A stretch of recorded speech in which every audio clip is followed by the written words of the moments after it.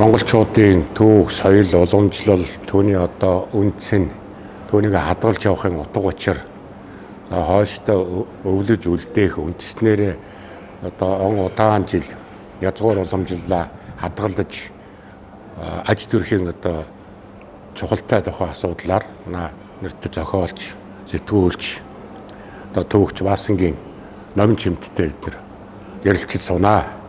За тэг ярилцахаа өмнө би сая нэг монголчууд гэж залуучууд зориулсан сонсдог ном хийгээд ирсэн шүү дээ. Тэг тэрийг одоо ингээд ийм палаш болгоод одоо бүх одоо уншдаг хэрэглүүд төр шилдэгтэй хийхээр бас нэг жоохон нэмэлт баяжуулалт хийгээд ингээд шинээр гаргасан. Энийг бас одоо уулзсны дурсгал болгож. За их баярлалаа. Гартуулчих. За амжилт хүсье хүүхдүүдтэй сонсгоорой тий. Таны номыг залуучууд их сонссон шүү. Их сонссон таксийн даяаныг суух дээр сонсоо явж идэв. Монголчуудыг түүхээ мэдхэд, түүхээ дурлан сонирхоход үндэснийхээ онцлог одоо бахархлыг сэргээхэд таны энэ монголчууд гэсэн энэ чухал үүрэг үүсгэж явуулчих ш. Баярлалаа. Тий. Одоо яг энэ үүднээс яг манай түүхчид бол бас сайхан бүтээлүүд гаргаж ийн л та. Ер нь бол сурвалж судлаар ер нь яг одоо түүхийн чухалгууд он цагуудаар сэдвүүдээр томоохон бүтээлүүд гаргаж байна. Тэгээ бидний бас нэг одоо нэг дутагдаад байгаа нэг зүйл бол түүнийгээ сурталчлах те. Олон таниулах, уншдаг болгох энэ зүйл жоохон орхигдонгуй байдаг. Тийм учраас нэг залуучууд чинь түүгээ жоохон хөндөрөх те.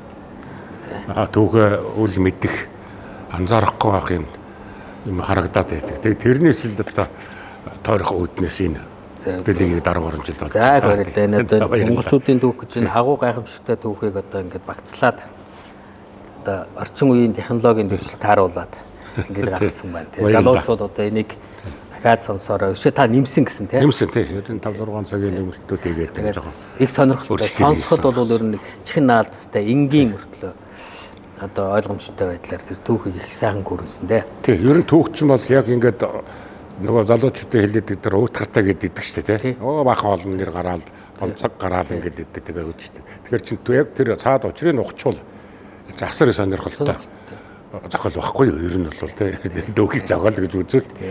За одоо энэ удаагийн бидний нэг харилцах сэдв бол би өөрөөс чинь асууж байд. Монголчуудын энэ иргэншлийн уламжлалт онцлог гэж байна шүү дээ тийм. Бид хин юм бэ? Өмнөд төршөөсөө ер нь одоо энэ ертөнцийн хүн төрлөختнөөс юугаараа ялгарч харагдаж байна. Ягаад тэгээд Монгол гэсэн нэр дор орш тийм бэ гэсэн ийм сэдвийн хүрээнд ярьдаг юм уу гэдэг. Яагаад ингэж хэлж ийн гэхээр тэгээ сүүлийн үед за энэ ер нь ходожсон 20 дугаар зууны 2 дугаар хагасаас үеэс эхлээд энэ шин залуу үе төрж гарч байна. Одоо шинэ үе эхэлчихлээ шүү дээ тийм. За өнгөрсөн 20 дугаар зуунд бол бас нэг бидний нэг аюул бол түүхийг мартагнуулах, түүхийг гуйлах, түүхийг өөр талаас үзэл сурталчилах, улс төржүүлэх хандлага байсан учраас энэ нийт хүмүүс охин залуучууд ихгүй шүү тийм.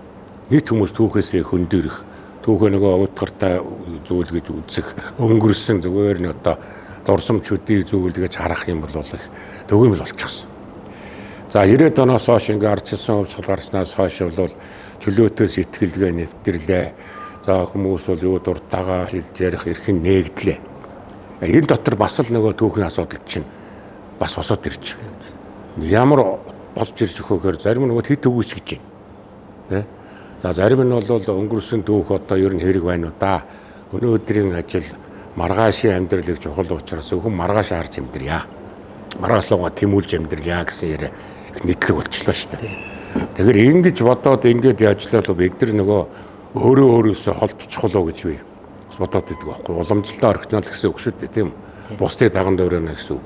Өнөөдөр яагаад энэ гадны одоо урлаг тэгтэл одоо соёлын нөлөөх орж ирж байна. Хувцлалтанд тэгт чинь одоо үндсэндээ бид чи Европччлаа. Тийм ээ. За ахуй хэрэглээ гэхдээ чинь ерөөсөө бас л энэ суурин иргэншлийн өөр нэг хэсэг болчихсон юм шиг байдал шилжлээ шүү дээ. Гэтэл бас зарим нэг хэсэг нь бол яг түүхээ байлгахыг, түүхээ үзье, судлаа, агуулгыг ойлгоё. Тэгээд гооч үедээ уламжлуулъя. Би өөрөө хинбэ гэдгийг мэдрий гэсэн бас нэг хандлага байж. Тэгээ энэний нэг жишээ бол Батэрийн сууж байгаа энэ хар хорийн зоогийн газар байгаа юм л да. Энийг бол залуучууд бүтээсэн Монгол залуучууд түүх соёлын одоо яг мэрэгжлийн ажилтнууд биш тийм. Зүгээр л бизнесмен залуучууд нийлээд тэгээд яг энэ ер нь одоо Монголын их нийслэл хар хорийн хотын өнгө төрхийг за тэр түүхэн үйл явдал Монголын язгуур уламжлал шүтлэг соёлыг одоо ингээд нэгэн цогц харуулсан ийм одоо зоогийн газар байгуулж тэгээд зөвхөн хоолоор үүсдэхээс гадна одоо түүхэн ухамсар суулгахад зориулъя гэсэн нэг юм үйл ажиллагаа хийгдсэн баг. Тэгээ энийг бол би бахархаж баярлаад байгаа юм л да. Тэгээд энэ залуустай хамтраад бас энэ түүхэн контентуудыг хүмүүст бас энэ түүхийн ач холбогдлыг ойлгуулах гэсэн зүйлүүд ингээд манайд нэрт урлаг соёл түүх судлалын эрдэмтдтэй ингээд ярилцлага хийгээд байгаа. Тэгээ нэг одоо үргэлжлэн битэр явж байгаа.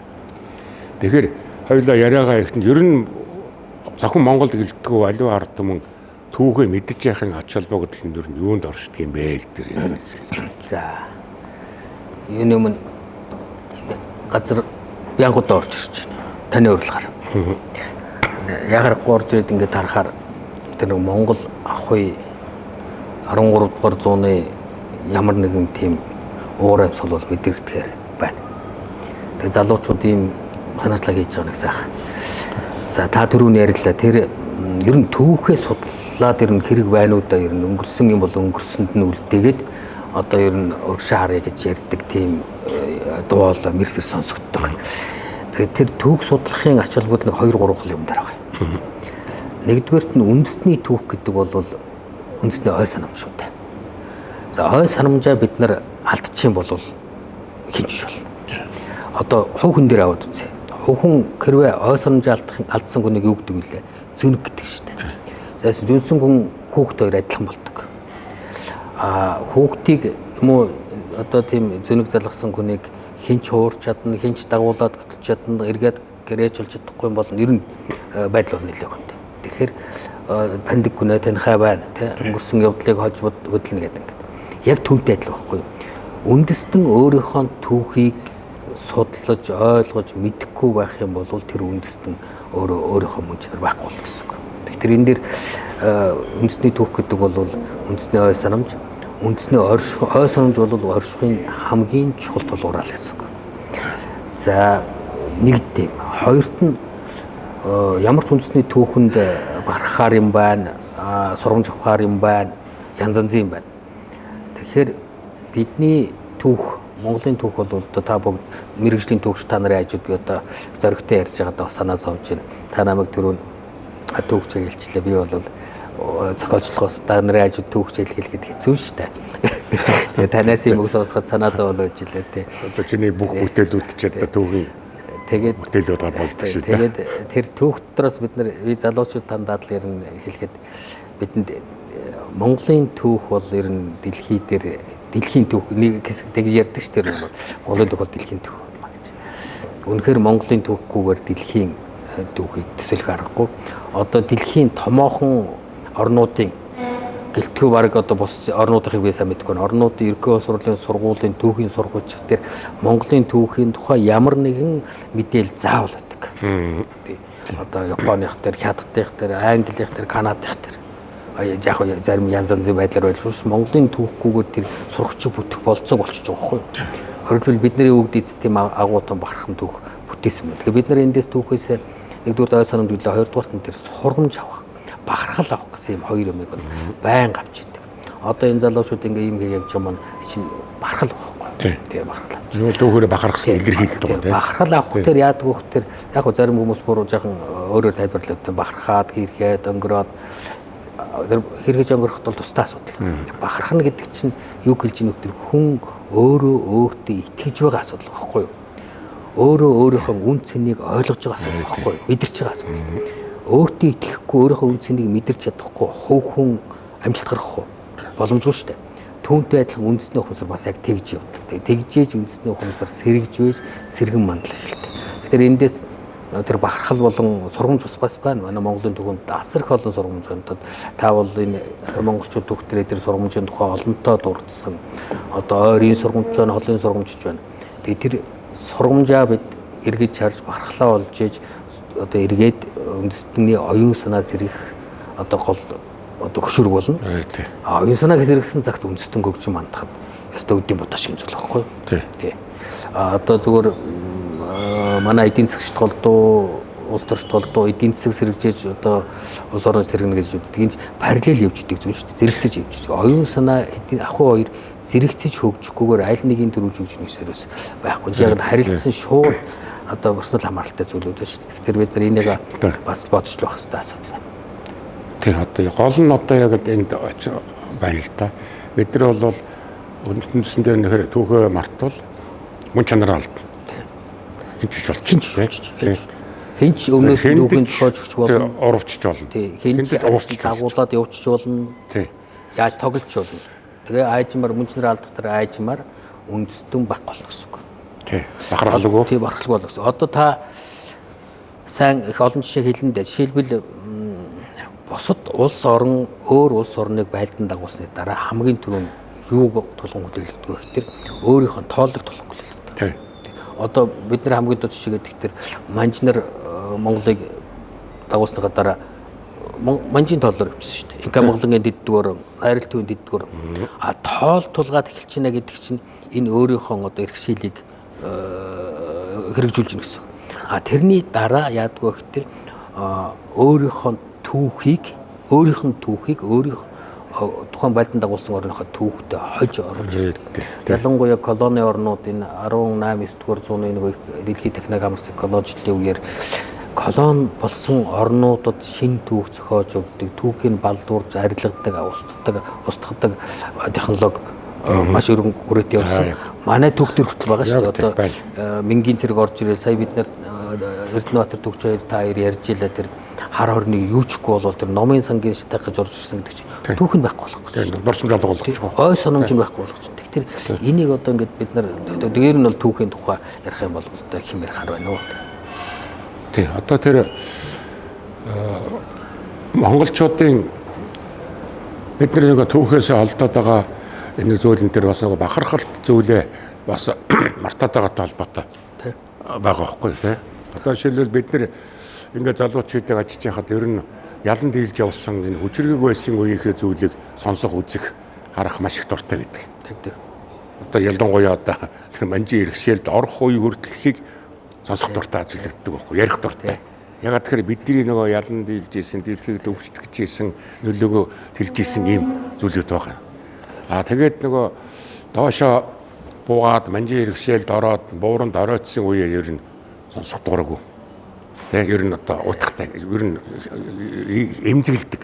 Би бол тэрийг сонсох дургуун уутахтай гэсэн үг зүрх хөвдөд гэдэг байхгүй. Зүрх хөвдөд. Тэг ягаад тэгэхээр ялангуяа тэр Бэдлэн Батбар гэж ярьдаг тэр үе бол тун хэцүү шүү дээ. 300 жил үргэлж харуулсахаар хайр юм гэж бодохоор нойр хөрөхгүй. Тэр чинь хүн хаширна шүү дээ. Бахархаас илүү гаслах, харуулсах юм их төс байнга гаслаад харуулсаад байх юм үзээд байх сонирхолтой байхгүй тий.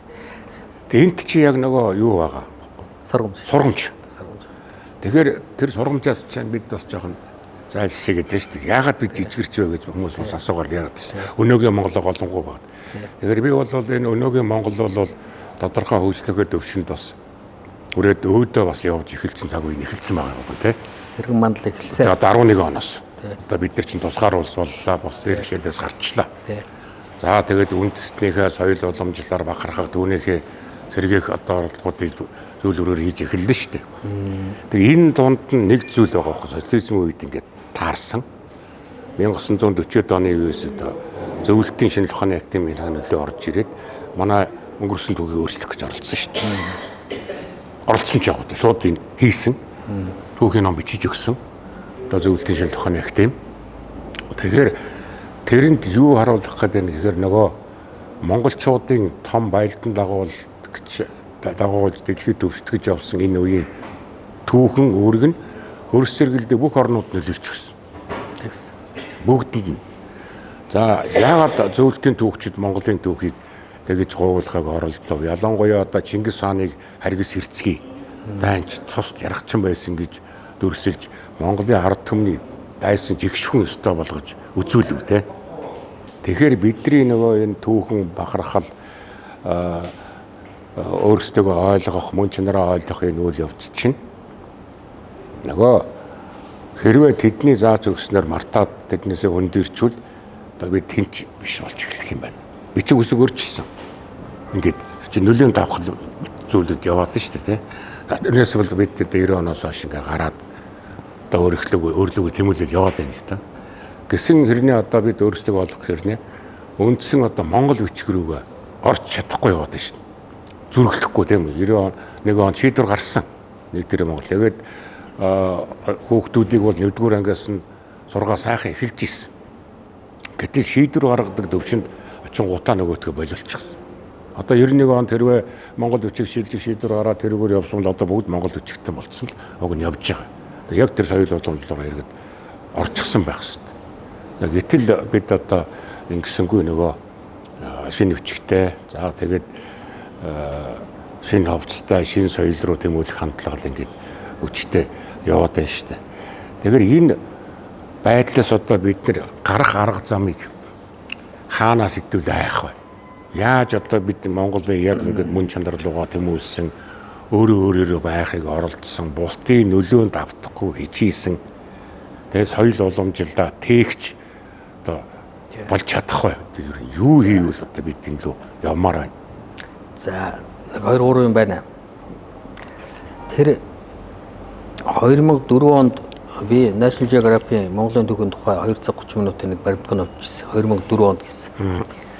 Чин барууныхан одоо Америкт National Geographic чинь баруун Америкт хийсэн юм байна шүү дээ. Америкийн болон одоо Европын голдуу Монгол судлаач эрдэмтэд орсон. Тэгээд тэр нэвтрүүлгийн үндсэн агуулга бол ерөөсөө яг түрүүчин таныг хэлдэг. Ер нь монголчуудын эзлэн төрөмгөл бол варваруудын зарцааны нүүдэл мэт зэрлэг, бүдүүлэг, соёл иргэншлийг сүйтгэгч мөн чанартай довтлогоо байсан маа гэсэн ийм гарч ирсэн. Агуулга ер нь. Тэгээд маш олон эрдэмтдийн дээр ярьж ирсэн. Тэгээд тэр юу гэлж ийн хөхтөр энэ ганц нөгөө хойд хурших биш дэлхийн нийтээрээ ерөнхийдөө бол тиймэрхүү хандлагатай байлаа шүү дээ. Яг нь тэр дунд зөвхөн гэдэн эрдэмтэд байдлыг арай өөрөөр бодиттой харж ирсэн юм байгаа. Одоо харин энэ 2010-ад оноос хойш Монголын түүхийг дэлхийн нийтээрээ их өрмөц өнцгөөс хардаг болоод ирсэн. Тэ. Огтөр болоод ирсэн. Одоо хятадын төгсчд хүртэл одоо илүү бодиттой хандаг болоод ирлээ. Барууны төгсчд бол одоо монголчуудын энэ ялан дийлсэн 13 дугаар зуунд энэ сая хүрэхтэй гүйтэй хүн амтай технологи гэхэд нэг тийм одоо Европын шиг тийм байхтар хятадын сүрэн хэрэгжлэгч юм уу тийм байхтар байгаагүй энэ зөөхөн буруу монголчууд яагаад галтуулын дэлбэрэлт мэт энэ ерөөсийн хүчтэйгээр сэргэн мандва гэдэг юмны нууцыг янз бүрээр хайгаал ингээл янз бүрийн тайлбар гаргалгаа хийгээд байгаа. Тэгээ энд явж таны сүүлчийн нөгөө асуултын гол амин сүнс нь багт байгаа. Бид яавал одоо өөрийнхөө үндэсний оюун санааг сэргээх вэ, соёлоо авч үлдэх вэ гэдэг асуудал байна. Тэр эзэнт гүрний байлдан дагуулын цаана байгаа нууц юу гэхээр их олон юмнаас хамаарч байна.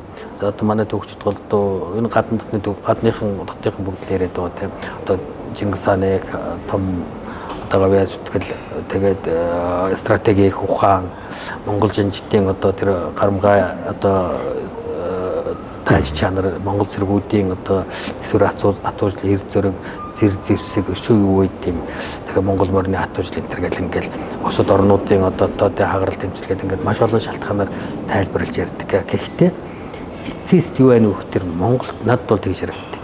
Монгол ертөнцид өөрт нь байна. Тэр ертөнц нь юу гэхээр одоо бид нар соёл гээл үндэсний онцлог гээл ярих тэр бид нар нэг ховцос юм уу одоо ахуйн соёлын хүрээнд тий зан заншлын хүрээнд асуудлыг авч үзээд байдаг. Тэр бол тэр соёл би бол тэгж ойлгоод байна. Тухайн үндэсний соёл зан заншил гэдэг бол тухайн үндэсний орон зай нөхцөл онцгой нөхцөл байдлаас ертөнц оршихын мөн чанарыг танин мэдсэн танин мэдхүйдээр суурж гарч ирд юм байна гэж ойлгосон. Тэгж ойлгоод. Хэрвээ тийм танин мэдхүү байхгүй юм бол тийм олон цогцлбор соёл бий болох болцоогүй. Гэтэл монголчуудын хувьд тэр танин мэдхүй ямар төвшөнд байсан бэ гэдэг. Тэгэхээр тухайн үндэстнүүд за энэ дэр нэг жаахан шовинист маягийн хандлага гаргаж иж магадгүй зүгээр. Тухайн үндэстнүүд ямар төвшөнд ертөнцийг танин мэдсэн бэ гэдэг харилцан ялгаатай байна. Юугаар ялгаатай вэ гэхээр суурин иргэншлийн төвшөнд ертөнцийг харах нэг өөр. Тийм. Одоо юу гэдэг энэ талбай дээр одоо жилийн 4 өдрөлд эндээс хөдөлдөггүй тариад нэг голын сав дагсан тийм амьдрал дотроос ертөнцийн энэ зүй жам байгаль ертөнцийн хөвөрл өөрчлөлт 9 шидийн ямиг танин мэдэх хязгаар ямар төвшөнд байх вэ? Гэтэл өнөөдөр энд байжгаад хавар болох дээр одоо юу гэдэг богдуулын үрт бүр цаашаа ингээд цаашаа дундгой руу хүртэн үүдэг. Тэр үеийн үүд бол замраг байсан байгаа шүү дээ. Одоо тэр нуус товчон дээр бол хаа байгаа одоо энэ болгоноос нүгэл нэмэдэх нь алах голд очсон ч явж ах шиг те.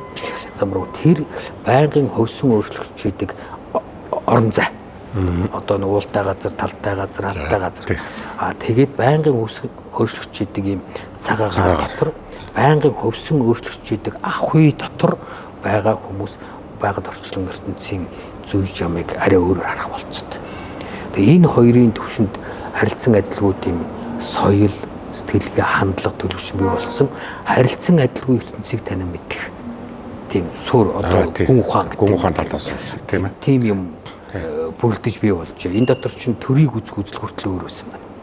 Одоо бид нар өнөөдөр хүртэл манай нөгөө хүндрэлтний төрийг үздэг үндсэн суурь ойлголтод Аристотелийн үеэс ч юм уу эртний Ромын төрийг эрх зүйн ойлголтоос авахгүй бол орчин үеийн дундад зууны Макиавеллига дамжуулан орчин үеийн Макс Вебер хүртэл төрийг үздэг үзэл ойлголтын ерөнхий зүй тогтол манай Монголын уламжлалт төрийн тухай ойлголттой ерөнхийдөө бол нэг юм байгаа боловч мөн чанарын үед ялгаа бац багт.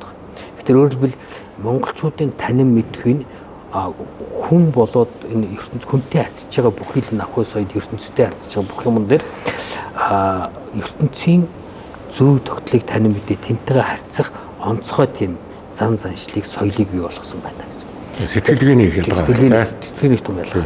Тэгэхээр бид нар энэ монголчууд бид нар өнөөдөр яах ёстой вэ гэдэг нэг ойлголт байна. Одоо яавал энэ соёлоо илүү соёл зан заншлыг илүү сайн мэдж илүү барах вэ гэхээр бид нар зүгээр одоо нэг биелгээ хийдэг ч юм уу те. Зүгээр одоо нэг монгол бичиг гэдэг юм уу те. Энийний цаана байгаа тэр танин мэдгүйгээ бид нар барьж авч чадах юм бол энэ ямар хүчтэй бат ганхшгүй сөөртэй бэ гэдгийг мэдэх юм бол илүү барах болцоотой тэгээ илүү одоо утга төгөлдөр болно гэж ойлгох байхгүй. Зүгээр хэлбэрийг дагсан догматик хандлагаар бид нар энэ соёлыг авч үлдэнэ гэдэг бол тийм баттай зүйл биш. Тэгээд өөрөөр хэлбэл бид нар Монгол үндэсний ертөнцийг үзэх үзлийг бид эхлээд барьж тэмдэрч үзэх хэрэгтэй. Яг тийм. Энэ дээр түүхийн маш олон гаргалгаанууд байна, бэлэгдлийн маш олон гаргалгаанууд байна. Соёлын болоод одоо зан заншлын маш олон гаргалгаанууд байна. Би бол тэгж л хараад байна. Яг үнэ. Одоо тэгээд яг ингэж үзэхээр эргээд манай нөгөө энэ хүүхдээ хүний сургаж байгаа тэр тогтолцоог хөнтөхөөсөө л аргагүй санагдаад байдаг байхгүй. Одоо бид нар чинь энэ одоо гэмбэр идчих нь одоо ямар ч юм ингээл янз бүрийн нөгөө сургалтын систем туршаал үзэл энэ зүрийг бариад яваад нь шүү дээ. Гэтэл энэ бол зөвхөн хүнийг одоо тодорхой мэдлэг олгох сургалтын систем байж байгаа шүү дээ, тийм үү? Тоо бодвол сургах, юм уншуул сургах гэдэг юм одоо ингэ. Гэтэл манайх шиг одоо яг ийм цөөн тоотой үндэстний хувьд хоёр том хүчирхэг энэ улсуудын олон хүн амтай улсуудын дунд.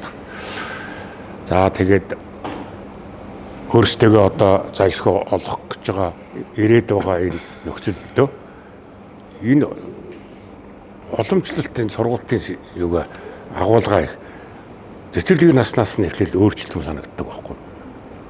Чи яг ийм хүүхд хүн шүү. Одоо тэр тоглоомоор маазлаар юм уу янз бүрээр юм. Тэгээд бүр ухам сургуугаар заавал чи ингэж заагаад өгөх штэ. Бүр 70 ухамсарт нь хийх зарчмаар би ийм газар төрж өссөн, ийм онцлогтой хүүхд байна шүү гэдэг имийг тоглоомоор нь дуугаар нь шүлгээр нь те ингээд хийж өгсөн энэ систем явсараад 16 нас өргөдөг. За 16 наснаас хойш мэдээж хэрэг яг хүн өөрөө зөд явна уу. Тэгтэл 16 нас өргөтэй хүн Монгол хүн болцсон байх хэрэгтэй. Тийм. Тэгэхээр энэ боловсролын системд оруулах тэр уламжлалт мэдлэг ухаан гэж би нэг бодоод ирээд байгаа юм л да. Мэдлэг ухааныг те Монголын уламжлалт мэдлэг ухаанд суурилсан тэр одоо ертөнцийн дахины одоо тэр тэргүүний дэвшил технологиг олгосон ийм сургалтар бол ормоор санагдаад ийм боломж юу байна уу? Тэр яг барууны боловсролын одоо нэг гимрийн хөтөлбөр ч юм уу бус хөтөлбөрөл шүү дээ. Энэ хөтөлбөрөд авах нь бол маш мэдээж их байгаа. Мэдээч хэрэгтэй. Сургалтын хүнийг төлөвшүүлэх, ялангуяа тэр олон талаас нь харах, сэтгэх, бусдыгаа ойлгох, одоо эмпати шин чанартай болох гэдэг ингээд зөвхөн одоо эрдэм мэдлэгтүүдийг өгөх харилцаа хандлага их олон талын юмнууд бас байгаад байгаа юм. За гэхдээ бид таны түрүү гэлдэг бид энэ хоёр том хүчрэг гүрний дунд байгаа локод тэгэд энэ хоёроос онцгой ялгаатай. Энэ хоёроос бүр онцгой ялгаатай. Өөрийн гэсэн өрмөц соёлтой юм онцгой тийм соёл төв боломжтой ард түмэн яавал өөрийнхөө одоо хүн чанарыг барьж үлдэх вэ гэдэг л асуудал байхгүй юу. Түрүүн бид нар ярьсан тэр бид одоо энэ нэг яриад байгаа. Яагаад заавал монголоор үлдэх ёстой юм бэ гэж. За тийм гол нь шаардлага нь юу юм бэ? Зайлшгүй тийм шаардлага юм уу? Заавал онцгойлох гэдэг байгаа. Бид нар адилхан бүгдээ одоо ингээд Европ костюмстэй хүмүүсчил ингээд арга царай нь Монгол боловч тэгэл бүгдээ одоо Европ соёлыг авчихсан байна шүү дээ. Тэр чинь нэг худлаа хоосон догматик ч юм уу нэг тийм рүү орох ямар ирүүган гэсэн эргэлзээ хүмүүст их байдаг. Зөвхөн хов хүн ч гэсэн одоо та Үлзийбаатар гэдэг хүнд өөрийн гэсэн онцгой өрмөц характер сэтгэлгээ хандлага өөрийн гэсэн соёл ухамсар оюун санааны үнэцүүл байгаа тул та байгаа байхгүй юу? Бусдаас ялгарч байгаа. Тийм байхгүй бол та харахад нэг өөр төрстэй боловч одоо зүгээр одоо стандарт юу гэдэг юм одоо байдаг нэг юм болж байгаа. Үндэстэн гэсэн чинь яг адилхан юм байхгүй юу? Өөрийнхөө онцлог өрмөц хүн чанараа хадгалж авч үлдсэн үндэстэн аль ч оронд хааж утсан тэр үндэстний хүн толгойг дээгүүр байна. Нэгдүгээрт. Хоёрдугаарт үндэстэн ч гэсэн тэр өөрийнхөө суурь мөн чанар дээр илүү одоо хөгжих, илүү хүчтэй хөгжих болцоо байдаг. Бүх юма форматлчаад цоо шинээр гадны соёл аваад гадны одоо соёл ухамсар хандлагаар шин төвшөнд гарч хөгжинө гэдэг бол үлгэр байхгүй юу? Ийм боломжгүй. Дэлхийн бүх хөгжиж байгаа орнуудын түүхийг харах дээр заавал өөрийнхөө соёл ухамсар дээр тулгуурласан хөгжил ярьдаг. Зарим хүмүүс ярьж байгаа хүн төрөлхтөн бүгдээрээ адилхан шүү дээ. Хэдэн сар булчингаас бүгдээрээ үүссэн шүү дээ гэж. Гэтэл хэдэн мянган 10 мянган жилийн турш бий болсон цоо шин соёл тэр тэгвэл одоо генетик мэдээлэл хүртэл өрөж шүү дээ. Тэр юмн дээрээ суурлахгүйгээр бид өршөө хөгжих болцоо гэж хэлдэг. Энийг маш тод харсан үндэстнүүд хамгийн ойрхон жишээ. Одоо бид нар Японыг яриад байна. Япон дэлхийн тэргүүлэгч хөгжлөөр орон болсны чинь нэг үндсэн шалтгаан тэр Япон хүнийг бүтээдэг арга шүү дээ. Харин гол нь тэр Япон хүнийг бүтээдэг. Гэтэл одоо сүүлийн манай хоёр хөрш одоо сүүлийн 20 жилийн дотор юу хийж ийнө хөхтөр Орос жишээлбэл тэр Валда нийгэмлэгч эдгээр чинь судалгаа хийгээд Орос үндэстний онцгой шин чанар юу вэ гэдгийг ихлэ судалсан.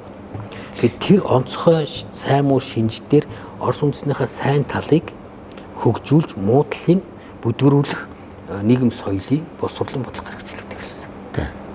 Бүх талаар хийж байгаа кино, мяна, одоо уран зохиол.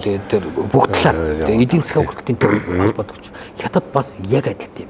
Хятад хүн гэж хийм бэ гэдгийг тэр Цанхай их сургуулийн тэр өргөдөө төвлөдөө судалгаа хийгээд хятад хүний мөн чанар одоо сайн болон сул давуу тал бие организм болон оюун санаа ёс суртахууны давуу талуудыг харж байгаа тэн дээрээ тулгуурласан хөгжлийн бодлого зангидаад гараад эхэлж байна. Солонгосыг хараад өмнө гэтэл монголчууд бид нар эхлээд монгол хүн гэдгээ тодорхойлох хэрэгтэй байхгүй юу? Бидэнд сайн юм юу вэ, муу юм юу вэ? Гэвэл бүдгэрүүлэх хэрэгтэй ямар шинжлэлүүд байна, давуу тал нь юу вэ? Тэрийг яавал хөгжүүлэх вэ гэдэг юм бодох хэрэгтэй байна. Энэ ерөөсөй байхгүй байгаа. Энийг одоо яаж хийх вэ? Монголчуудад нэг тийм уламжлалт одоо хүний хүмүүжлэх ухаан дотор тийм үг өгдөг шүү дээ. Хүнээр хүн хийхээс илүү ухаан байдаг гэж. Хүн уг нь бол бид нар харахад хүн байгаад байдаг хүн гэдэг оргилтой хөмөдлөгөөтэй одоо ярьдаг иддэг уудуулдаг ирээд хүн байгаа хөөхтүүд. Хагтал тэр адилхан хүн байгаад байна шүү дээ. Тэр хүнээр хүн хийхээс илүү ухаан гэдэг чинь ухаан байдаг гэдэг чинь тэр хүнийг хүн болгоно гэдэг чинь том чухал ажил байхгүй юу? Хүн болгоно гэж. Тэгэл энэ дээр жишээлбэл ингэж байгаа үндэснийг бас бүтээж болно гэсэн үг. Тэр бүтээхтэй бол цоо шинээр бүтээх болцоохгүй. Хуучин уламжлал генетик мэдээлэл дээр нь соёлын өв дээр нь ой санамжлаар нь тулгуурлаж иж бүтээл гэсэн үг байхгүй. Энэ бол ямар ч үеийн, ямар ч төрийн, ямар ч одоо төрийн зүтгэлтнүүдийн одоо нийгэм соёлын зүтгэлтнүүдийн байнга анхаарч явах хэрэгтэй зүйл. Бид нар нэг иймэрхүү юмн дээр жаахан алдаад байна уу да, энийгээ гэж хайчаад байна уу да гэж үзээд байгаа. Тэгэхээр таны түрүүч ярьдаг тэр боловсролын бодлого дээр одоо яг нэг сүүлийн үед Ирко сурлын сургуульд тэр Монгол агуулгатай боловсролын бодлого гэдэг ярьдаг болсон, хийдэг болж байгаа юм байна. Тэр нэг би Монгол хүн гэсэн хичээл хүртэл ороод эхэлсэн ба штэ. Бүр нэгдүгээр ангиас эхлээд ороод эхэлсэн байгаа ингээд. Тэгээд гэхдээ бол яг зүгээр бас хангалттай биш л байна л да. Яг одоо жоо их орой эхэлж байгаа байхгүй. Харин тийм. Дакгүй ч тий. Яг гоо гэхдээ ямар ч үсэн ихээ явж байгаа юм. Да, эхлээд бид 90-аад оноос бүр ингээд угааж мэдгүй байхын самарлаа шүү дээ. Тий. Бүр баахан тэнд дагсан. Тэгэхээр бидний нэг соёлын дархлаа, язгуур уламжлалын дархлаа нэлийн солирцсон байсан шүү. Хоёр солирцсон. Манжаас хойш. Ер нь яг нөгөө бие даасан үжиргэг Монгол тий. Тэр ийм өөрийгөө таньчихсан гаднаас Монгол гэдэг бол тий хүчээр сулруулах гэсэн колонийн бодлого явуулсан шүү дээ. Манжийн бодлого явуулаа, хятадын бодлого явуулаа, хойсын бодлого явуулаа. Сэжс бодлого явуулсан тий. Тэгээд энэ донд чинь бид нар төрөлдөөд ингээд өөрөө нөр би юм бэ гэдгийг дээр одоо харин бодоод байгаа би яг миний асуугаад байгаа юм тэр баг. Яг үнэндээ ингээд харахад бол одоо өнөөгийн Монгол бол сая 500 мянган км квадрат байгаа монголчуудынхаа дунд оршиж байгаа шүү дээ. Тий. Бидний гадаа Орос байхгүй. Хятад байхгүй. Яг өмнө өөр монголчууд байгаа. Хоёр талд хоёр том буфер зон байгаа. Ард бүрээд монголчууд байж байгаа. Тий. Туваа монгол гэж тий. Туваа байж. Баруун талд Шинжааны монголчууд байна. Тий, баруун урд талд Шинжааны одоо бордлын монголчууд байж. Зүүн талд одоо хямны монголчууд ингээ манжуур ингээ байж. Тэгэхээр энэ дотор бид нар чинь яг хэлээрэл Орос хятадыг тулж чадбайгаа болохоос монголтойгоо байж. Эндээс бид нэг том сургамж харамаар байгаа байхгүй. Одоо миний тэр нэг сая имзэглээ бид нар чамаас асуугаад яриад байгаа юм. Бид одоо хинбэ гэдгээ тодорхойлох яаж энэ өөрсдөө авч. Яаж уустдгийн жишээ байж байгаа шүү дээ. Тэгж. Бурятад одоо ч улаан уд тарахад те. Бурят монголчууд те. Бурятыг нэрлэж байгаа хойд монголчууд. Зүс нь Монгол байгаад байдаг. Соёл сэтгэлгээ нь өөр байхгүй. Соёл сэтгэлгээ хийл байх. Зүгснүүд. Гэхдээ хоорондоо суугаад ингээд амьдраад бас Оросоос жоохон олхон шиг байгаад байна тийм үү. Гэтэл нөгөө Монгол гэсэн язгуур нь алга болчихсон. За өмнөд Монголыг хаар тийм Хөх хотод харъя л да. Ирээний бол Хөх хот руу очиж нийслэлээр нь очиж харъя.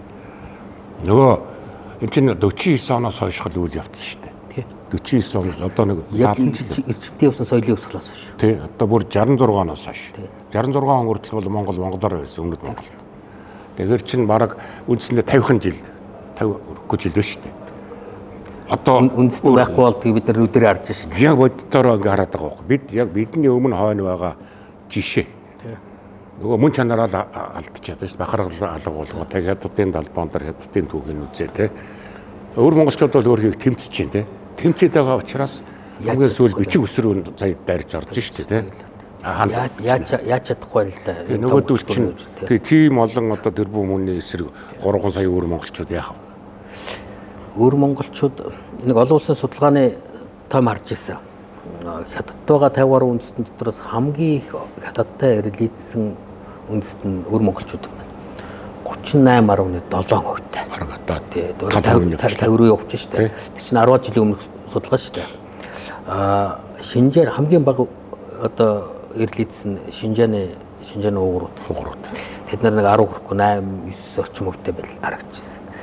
Ягаад гэх юм тэр чинь нөгөө шашин соёлын тийм хатуу хамгаалтай шашин соёл байхгүй исламын шинж. Тэгээ өөр хүнтэй хэрэглэхийг одоо өрдөг ч юм уу одоо нэлээд тийм хатуу догматик маягтай шашин байгаа дөө шүү дээ. Тэр нөлөөсөн байж магадгүй. Манайх бол нэлээд уусчихсан байлээ. Яг өөр монголчууд маань өөрсдийнхөө соёл уламжлал авч үлдэх гэж байдаг чадлаараа эцсийн арга мэхээ хийгээл үзэж л байна. Одоо сая энэ 100 гэлдэх чинь наадмар Монголд ирсэн өөр монголчууд маань өвлөд төв шүү дээ. Монгол чинь ингээд яг монголоор байгааг одоо манай нэг зөвхөн нэг гэр бүлийн найз Монголд ирчихэлгүй хаашаа чарсан монголоор яриад ямар сайхан. Ярахгүй ш тэр чинь нэг хотод нэг монгол хүн 30 хэдхэн огч байгаа юм чи. Тэгээд зайлвал бүр ингэсэн ш дээ. Эхлэлгүүр дээр явж байгаа төрөвч алдчихсан. Жоо гэдэг юу анта бандгар төрөвч.